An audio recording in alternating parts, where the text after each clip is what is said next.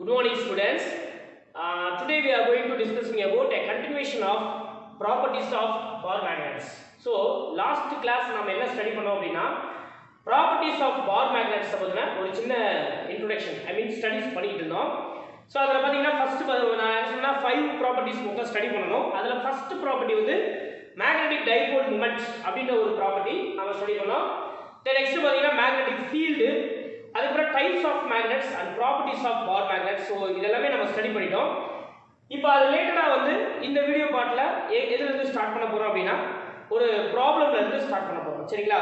So example sum number 3.2. So இந்த example வந்து பாத்தீங்கன்னா 3.2 அப்படிங்கற எக்ஸாம்பிள் வந்து it is based on dipole moments. சரிங்களா? magnetic dipole moments based problem தான் இப்போ நாம பார்க்க போறோம்.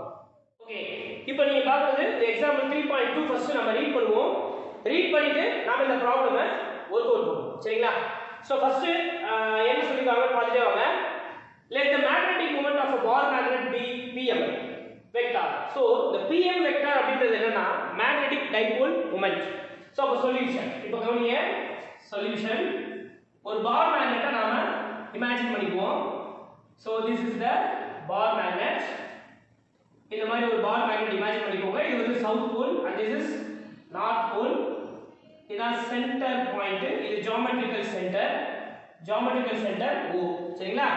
So இதோட pole strength வந்து both pole strengths are equal in magnitudes and distance between the two poles வந்து நாம இந்த இடத்துல என்ன சொல்றோம் அப்படினா இந்த இடத்துல வந்து 2l அப்படின்ற மாதிரி இமேஜின் பண்ணுங்க.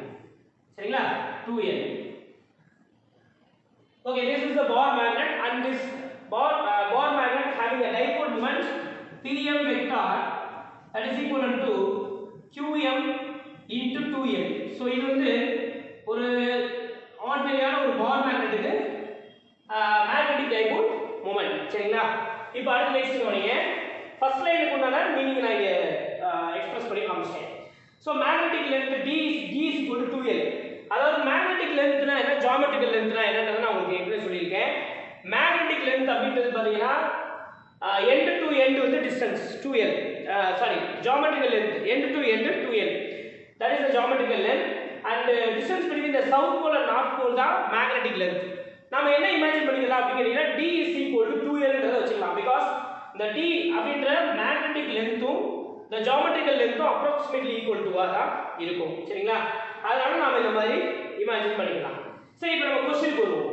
and pole strength is qm. compute the magnetic moment of the bar magnet when it is cut into two pieces. இப்போ இந்த பார் மேக்னெட் வந்து நம்ம என்ன செய்ய போறோம் அப்படிங்கறீங்கன்னா 2 பீசஸா கட் பண்ண போறோம். அப்படி 2 பீசஸா கட் பண்ணும் பொழுது what is the magnetic dipole moment?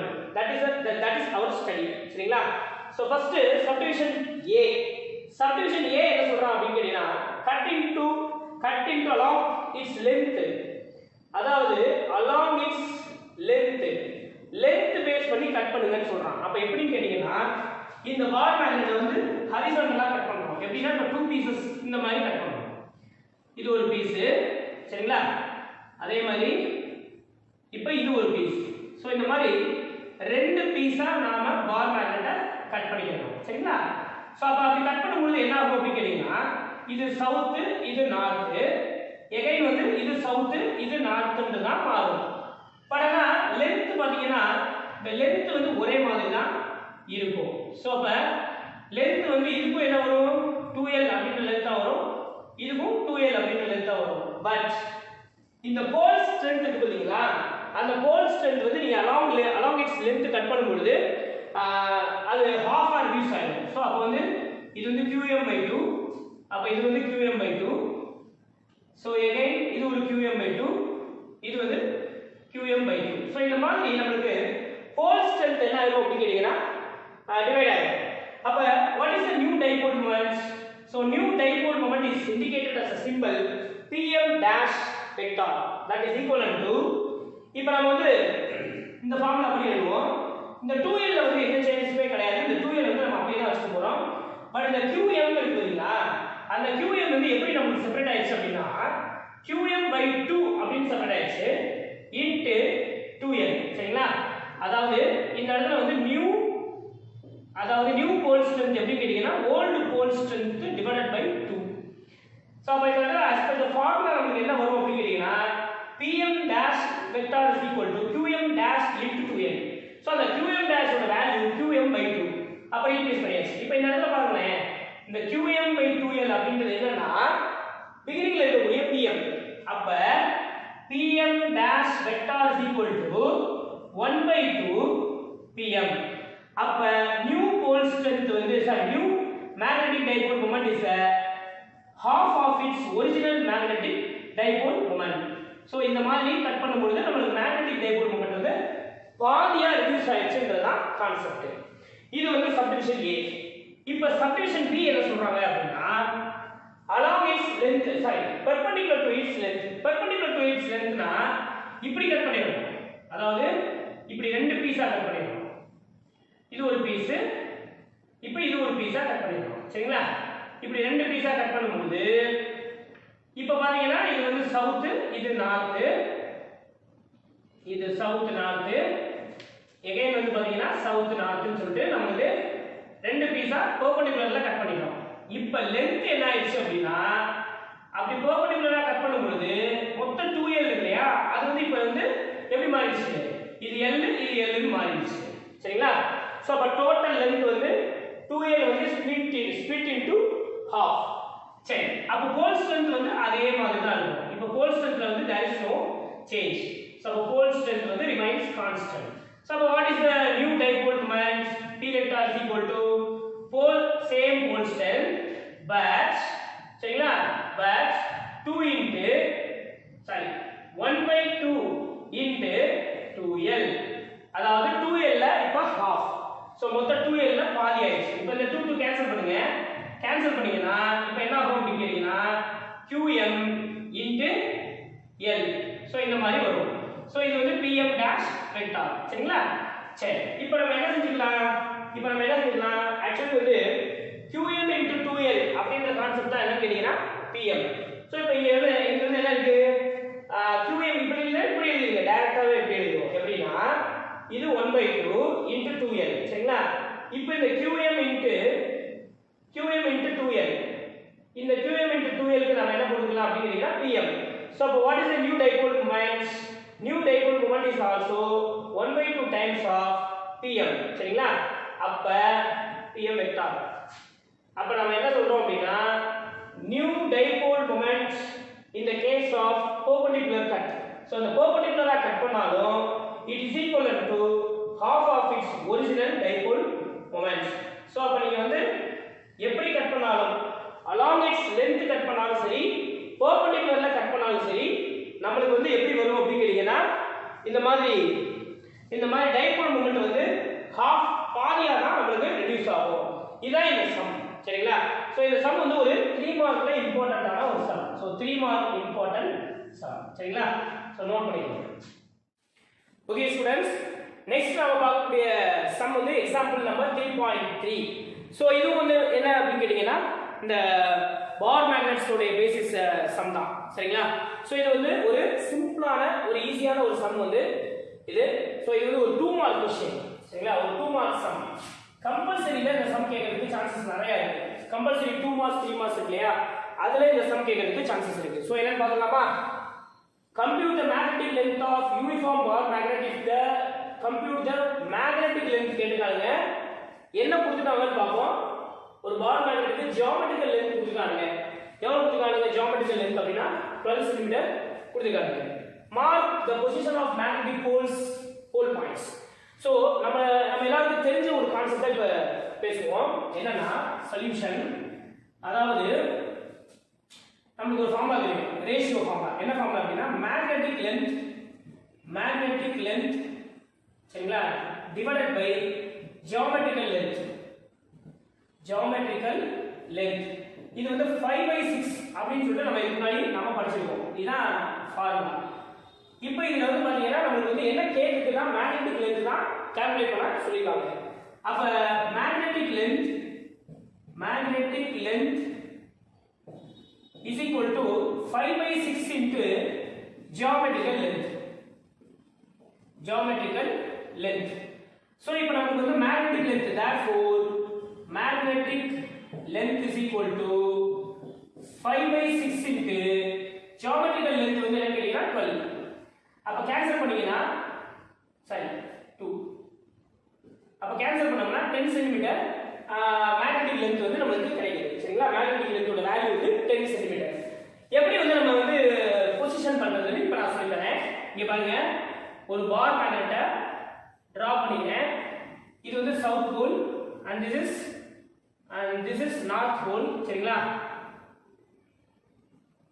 இதுதான் geometrical center இது geometrical center அப்ப நமக்கு வந்து எப்படி கேட்டீங்கன்னா magnetic length அப்படின்றது 10 cm கிடைச்சதா சோ magnetic lengthன்றது என்னன்னா இந்த போர்ஷன் தான் magnetic length இந்த போர்ஷன் தான் அதாவது magnetic length is the distance between the two poles south pole north pole இல்லையா இந்த டிஸ்டன்ஸ் தான் 10 cm அப்படினு நமக்கு கிடைச்சிருக்கு சரிங்களா the distance ரைட் டோட்டலா வந்து ஜியோமெட்ரிக்கல் லென்த் வந்து எவ்வளவுனா இங்க இருந்து அதாவது 12 cm இது வந்து ஜியோமெட்ரிக்கல் லென்த் இது வந்து 12 cm ஜியோமெட்ரிக்கல் லென்த் அப்ப இந்த ரிமைனிங் கேப் வந்து எவ்வளவு கிடைக்குது அப்படினா இந்த கேப் வந்து எவ்வளவு கிடைக்கும் 1 cm 1 cm சரிங்களா இது வந்து 1 cm 1 cm இருக்கும் இப்போ நான் வந்து கண்டுபிடிச்ச வேல்யூஸ் எல்லாத்தையும் இங்க பொசிஷன் பண்ணிட்டேன் அவ்வளவுதான் சொல்றேன் சரிங்களா சோ இது வந்து ஒரு 2 மார்க்ல கம்பல்சரியில வரக்கூடிய ஒரு இம்பார்ட்டன்ட்டான ஒரு சம் சரிங்களா நோட் பண்ணிக்கங்க ஓகே நாம இப்போ நெக்ஸ்ட் பார்க்க போறது ஒரு theory topic magnetic field lines சரிங்களா சோ டைட்டில் வந்து மேக்னெட்டிக் ஃபீல்ட் லைன்ஸ் இதான் இப்போ நம்ம ஸ்டடி பண்ண போறோம் இதே மாதிரி எலக்ட்ரோஸ்டாட்டிக்ஸ் என்ற லெசன்ல எலக்ட்ரிக் ஃபீல்ட் லைன்ஸ் அப்படின்றத நாம ஸ்டடி பண்ணிருக்கோம் சோ முதல்ல நான் உங்களுக்கு இந்த கம்பேரிட்டிவ் ஸ்டடி பண்ணி காமிக்கிறேன் எலக்ட்ரிக் ஃபீல்ட் லைன்ஸ்னா என்ன மேக்னெட்டிக் ஃபீல்ட் லைன்ஸ்னா என்ன ஏன் இத நம்ம படிக்கணும் இந்த ஃபீல்ட் லைன்ஸ்ன்றதை ஏன் படிக்கணும்ன்றத இப்போ நான் உங்களுக்கு சொல்லி காமிக்கிறேன் அதாவது ரெண்டு போர்ஷனா பிரிச்சுக்கிறேன் ஒன்னு உங்களுக்கு கம்பேரிட்டிவ் ஸ்டடில அதாவது எலக்ட்ரோஸ்டாட்டிக்ஸ்ல என்ன எலக்ட்ரிக் ஃபீல்ட் லைன்ஸ் படிச்சோம் இப்போ என்ன மேக்னெட்டிக் ஃபீல்ட் லைன்ஸ்ல என்ன படிக்க போறோம்ன்றத நான் உங்களுக்கு சொல்லிட்டே வரேன் சோ இது வந்து எலக்ட்ரோஸ்டாட்டிக்ஸ் சரிங்களா எலக்ட்ரோஸ்டாட்டிக்ஸ் இது மேக்னெட்டோஸ்டாட்டிக்ஸ்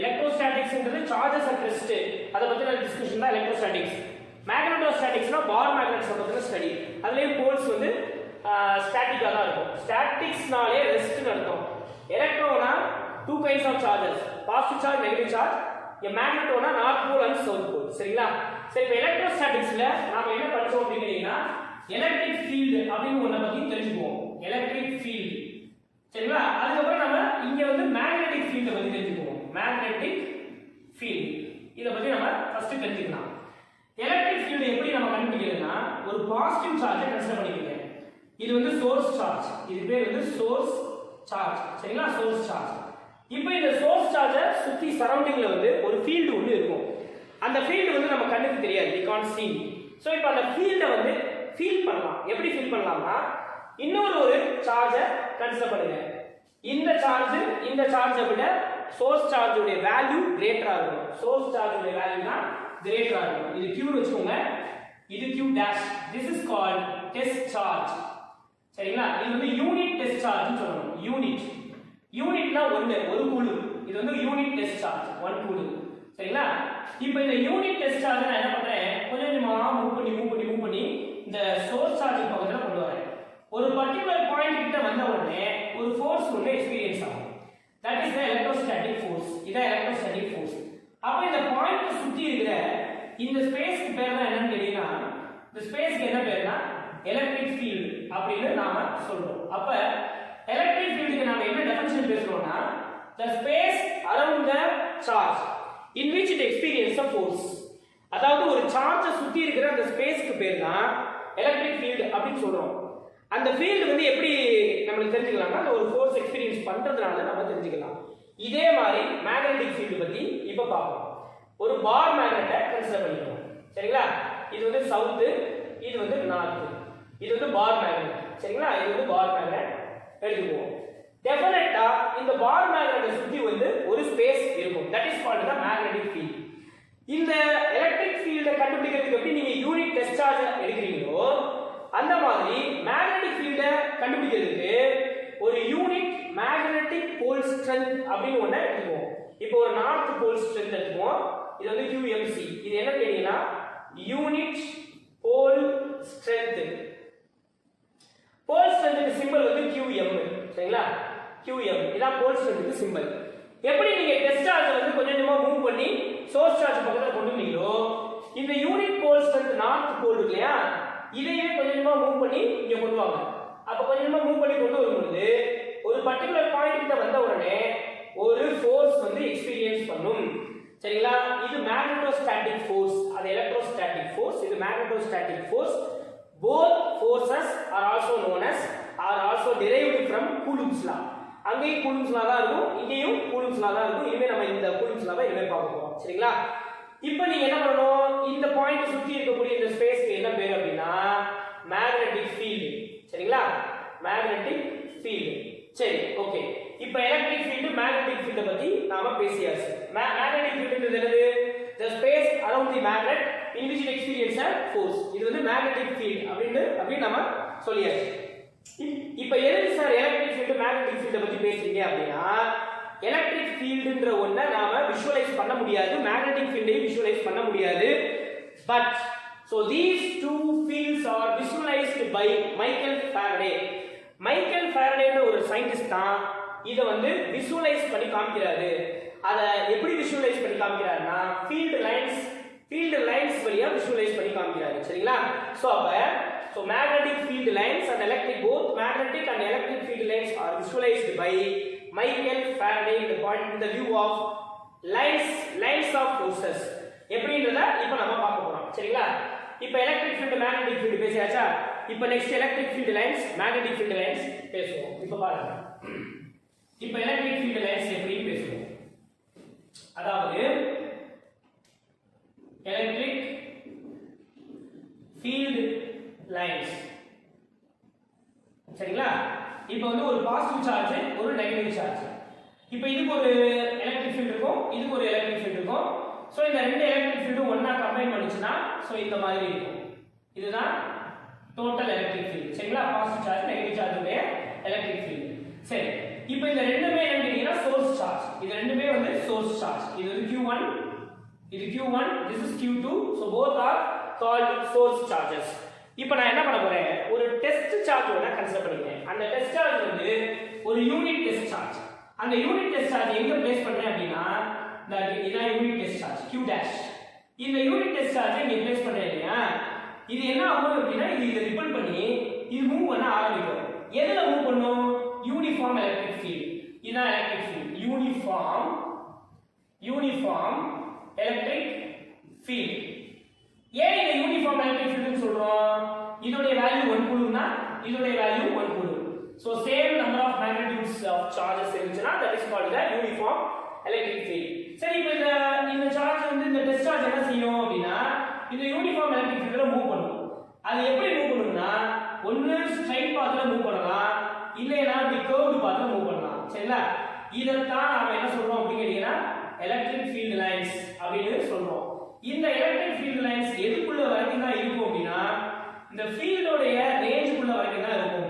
இந்த ஃபீல்டோட இன்ஃப்ளூயன்ஸ் வந்து எது வரைக்கும் இருக்கோ அது வரைக்கும் தான் இந்த எலக்ட்ரிக் ஃபீல்ட் லைன்ஸை நாம எக்ஸ்பிரஸ் பண்ண முடியும். அப்ப நல்லா தெரிஞ்சுக்கோங்க, இந்த எலக்ட்ரிக் ஃபீல்ட் லைன்ஸ் அப்படின்றது வேற யாரும் கிடையாது, எலக்ட்ரிக் ஃபீல்ட் தான். அப்ப எலக்ட்ரிக் ஃபீல்ட் லைன்ஸ் வச்சு தான் நாம விஷுவலைஸ் பண்ண முடியும். சரி, இதே மாதிரி இங்க வருவோம். இப்போ மேக்னெட்டிக் ஃபீல்ட் லைன்ஸ் இப்போ படிக்க போறோம். இப்போ மேக்னெட்டிக் ஃபீல்ட் லைன்ஸை எப்படி நாம விஷுவலைஸ் பண்றதுன்னு இப்போ நான் சொல்லி தரேன். இப்போ ஒரு ஒயிட் பேப்பர் ஒன்று எடுத்துக்குவோம். ஒரு ஒயிட் பேப்பர் எடுத்துக்கிட்டு சென்டர்ல என்ன பண்ணுங்க அப்படின்னா ஒரு பார் மேக்னெட்டை பிளேஸ் பண்ணிடுவோம். ஒரு பார் மேக்னெட், இது வந்து south pole and this is north pole. சரிங்களா? ஒரு பார் மேக்னெட்டை இப்படி அந்த ஒயிட் பேப்பர்ல ஒரு பார் மேக்னெட்டை பிளேஸ் பண்ணிடுவோம். பிளேஸ் பண்ணிட்டு இதை சுத்தி கண்டிப்பா என்ன இருக்கும் அப்படின்னா மேக்னெட்டிக் ஃபீல்டுன்னு ஒரு டெஃபினட்டா இருக்கும். So magnetic field. சரிங்களா? இப்ப இந்த மேக்னெட்டிக் ஃபீல்ட் லைன்ஸ் வந்து நாம டிரா பண்ணணும். எப்படி மேக்னெட்டிக் ஃபீல்ட் லைன்ஸ் டிரா பண்றதுன்னு சொல்லி தரேன். உங்க எல்லாருக்கும் தெரியும் ஒரு காம்பஸ் பாக்ஸ் கேள்விப்பட்டீங்களா? காம்பஸ் பாக்ஸ்னா ஜியோமெட்ரி பாக்ஸ் கிடையாது. காம்பஸ் பாக்ஸ்னா என்னது? இந்த நீடில், மேக்னெட்டிக் நீடில் இருக்கும். அந்த காம்பஸ் பாக்ஸ் எடுத்துங்க. அந்த காம்பஸ் பாக்ஸ் எடுத்துட்டு இங்க பிளேஸ் பண்ணுங்க. இந்த சவுத் போல் கிட்ட பிளேஸ் பண்ணுங்க. காம்பஸ் பாக்ஸ் பொதுவா எப்படி இருக்கும்? ஒரு பாக்ஸ் இருக்கும், அதுக்குள்ள வந்து ஒரு ஆரோ மார்க் இருக்கும், இந்த இடத்துல இப்படி ஒரு நல்ல ஒரு ஆக்சிஸ் இருக்கும். இது நார்த் போல், இது சவுத் போல். சரிங்களா? இந்த மாதிரி தான் இருக்கும். இந்த காம்பஸ் பாக்ஸ் தான் நான் குட்டியாக சின்னதாக வரைஞ்சிருக்கேன். இப்போ இந்த காம்பஸ் பாக்ஸை பிளேஸ் பண்ணிட்டீங்கன்னா அந்த காம்பஸ் பாக்ஸ்ல ஆரமா இருக்கிற போர்ஷன் நார்த், ஆப்போசிட்ல இருக்கிற போர்ஷன் வந்து சவுத். சோ இப்போ என்ன ஆகும் அப்படின்னு கேட்டீங்கன்னா இது வந்து சவுத் போல் தானே, அப்ப இது வந்து நார்த் போல அட்ராக்ட் பண்ணும். அப்ப இந்த மாதிரி இருக்கும், இப்படி இருக்கும் காம்பஸ் பாக்ஸ். அடுத்து நெக்ஸ்ட் வந்து காம்பஸ் பாக்ஸை பொசிஷன் சேஞ்ச் பண்ணுங்க. கொஞ்சம் பக்கத்துல வைங்க. பக்கத்துல வச்சீங்கன்னா என்ன ஆகும், அடுத்து இந்த ஆரோ மார்க் வந்து திரும்ப ஆரம்பிக்கும் இப்படி. சரிங்களா? இந்த மாதிரி திரும்ப ஆரம்பிக்கும். அடுத்து கொஞ்சம் பக்கத்துல வைங்க, அப்ப இந்த மாதிரி திரும்ப ஆரம்பிக்கும். சோ இன்னும் கொஞ்சம் பக்கத்துல வைங்க, இப்படி வந்துரும். கடைசி நீங்க வந்து நார்த் போல் கிட்ட கொண்டு வரும்போது சோ இந்த மாதிரி டைரக்ஷன் சவுத் நார்த் மாறிடும். இப்போ என்ன பண்ணுங்க, ஒவ்வொரு காம்பஸ் பாக்ஸ் உடைய பொசிஷன்லயே இருக்கிற டான்ஜென்ஷியல் லைன் டிரா பண்ணுங்க. சோ இது டான்ஜென்ஷியல் லைன், இது டான்ஜென்ஷியல், இது டான்ஜென்ஷியல், இது டான்ஜென்ஷியல். இந்த லைன்ஸ் எல்லாம் ஒன்னு சேர்த்து பாருங்க. அப்ப magnetic field line starts from magnetic field lines வந்து எப்படி வரும்னா ஆரோ மார்க் இப்படி இருக்கு பாருங்க, இப்படி இருக்கு பாருங்க ஆரோ மார்க். அப்ப magnetic field line starts from north pole and terminate at south pole. So magnetic field lines வந்து இப்படி வரும். சரிங்களா? அப்ப மேக்னெட்டிக் ஃபீல்ட் லைன்ஸ் நார்த்ல இருந்து கிளம்பி எங்க வரும், சவுத் போலுக்கு வரும். அந்த லைன்ஸ் வந்து எவ்வளவு தூரம் இருக்கும், இந்த மேக்னெட்டிக் ஃபீல்ட் வரைக்கும் இருக்கும். சரிங்களா?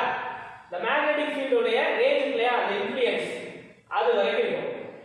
நார்த்ல இருந்து கிளம்பி சவுத்துக்கு போகும். சோ இந்த ரேஞ்ச் வரைக்கும் இருக்கும்.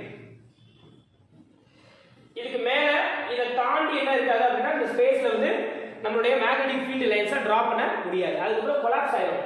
நீங்க ஒரு பர்టిక్యులர் ஃபீல்ட் வரைக்கும் அந்த லைன்ஸ் ஆஃப் ஃபோர்ஸை டிரா பண்ணலாம். how many lines of force are possible அப்படினா depends upon the strength of the magnetic poles. சரிங்களா? so this is called the magnetic field lines. அப்ப magnetic field lines நம்ம எப்படி சொல்லலாம் அப்படி கேட்டீங்கன்னா magnetic field lines is defined as it is an imaginary straight or curved path along which unit pole strength tends to move in a magnetic field. ஒரு uniform magnetic ஃபீல்ட்ல ஒரு போல் strength வந்து move பண்ணக்கூடிய ஒரு கான்செப்ட் தான் என்னன்னா அது move பண்ணக்கூடிய டைரக்ஷன் வந்து இமேஜினரி ஸ்ட்ரைட் பாத்தா இருக்கா இல்லனா கர்வ்டு பாத்தா இருக்கா, that is called the magnetic field lines. சரிங்களா? சோ இப்போ நவ I am going to explain about what are the properties of magnetic field lines. That is very important 5 mark question. அதுதான் நம்ம புக்ல இருக்கக்கூடிய ஒரு முக்கியமான ஒரு 5 mark questionல ஒன்னு. இப்போ நம்ம நெக்ஸ்ட் பார்க்க போற டாபிக் வந்து properties of magnetic lines, magnetic field lines. So this is one of the most important 5 mark question. டோட்டலாவே பாத்தீங்கன்னா ஒரு 4 பாயிண்ட்ஸ் தான் இருக்கு. magnetic field lines உடைய மொத்த ப்ராப்பர்ட்டிஸும் இதுல வந்துரும். சரிங்களா? சரி, இப்போ ஒன் பை ஒன் நம்ம பார்த்துட்டே வருவோம். First point, magnetic field lines are continuous closed curves. அதாவது என்ன அர்த்தம் அப்படினு கேட்டீங்கன்னா the magnetic field lines வந்து எப்படி இருக்கும் அப்படினு கேட்டீங்கன்னா கண்டினியூஸா ஒரு closed curves-ஆ இருக்கும். சோ இது வந்து பாதியிலே ஸ்டாப் பண்ண முடியாது. So continuous closed curves. சரிங்களா? இந்த மாதிரி magnetic field lines are continuous closed curves. The direction of magnetic field lines is from north pole to south pole. Outside the magnet. That's very important. அதாவது magnetic வெளியில magnetic lines வந்து எப்படி எங்க start பண்ணி எங்க போய் முடியும் அப்படினா from north pole இருந்து ஸ்டார்ட் பண்ணி terminate at south pole. சரிங்களா?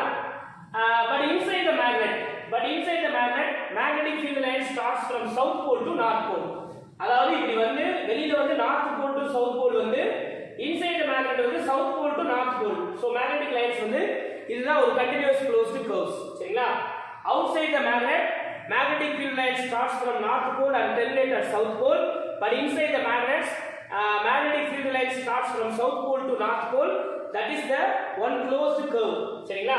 சரி, next point பாருங்க, the direction of magnetic field at any point on the curve is known by drawing tangent to the magnetic field lines at that point. இதுதான் நான் உங்களுக்கு முதல்ல magnetic ஃபீல்ட்ல சொல்லிட்டேன். ஒரு மேக்னெட்டிக் ஃபீல்ட் லைன் நம்ம எப்படி டிரா பண்ணலாம் அப்படினா இப்போ காம்பஸ் பாக்ஸ் இங்க பிளேஸ் பண்ணிட்டீங்க இல்லையா, பிளேஸ் பண்ணும்போது இந்த காம்பஸ் பாக்ஸ் உடைய டான்ஜென்ஷியல் பாத் இருக்கு இல்லையா, இதான் டான்ஜென்ஷியல் பாத். இந்த பாத்தை வந்து நீங்க இமேஜின் பண்ணி வரைஞ்சிட்டே போனீங்கன்னா that is the direction of the field lines. The next third point, magnetic field lines never intersect to each other. அதாவது magnetic field lines என்ன செய்யாது அப்படினா திடீர்னு இந்த மாதிரி கிராஸ் கட் பண்ணவே பண்ணாது, never intersect to each other.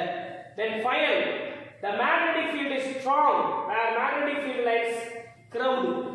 எங்க magnetic field ஃபீல்டு வந்து ஸ்ட்ரென்த்தா ஸ்ட்ராங்கா இருக்கோ அந்த இடத்துல வந்து மேக்னெட்டிக் ஃபீல்டு லைன்ஸ் வந்து கிரவுடா இருக்கும் and where magnetic field lines அதாவது and weak where magnetic field lines are well separated. magnetic field strength எங்க கம்மியா இருக்கோ அங்க magnetic lines வந்து செப்பரேட்டடா இருக்கும், தள்ளி தள்ளி இருக்கும். crowded அப்படினா என்ன அர்த்தம்? crowded இப்போ இந்த magnetic field வந்து strong அப்படினா crowdedன்றது அப்படியே நெருக்கமா இருக்கும், பக்கத்துல இருக்கும். இதான் crowded. சரிங்களா? இது crowded. இது வந்து strong magnetic field. அதே weak magnetic field இருந்தா weak magnetic fieldனா அந்த magnetic field lines வந்து தள்ளி இருக்கும், well separated. சரிங்களா?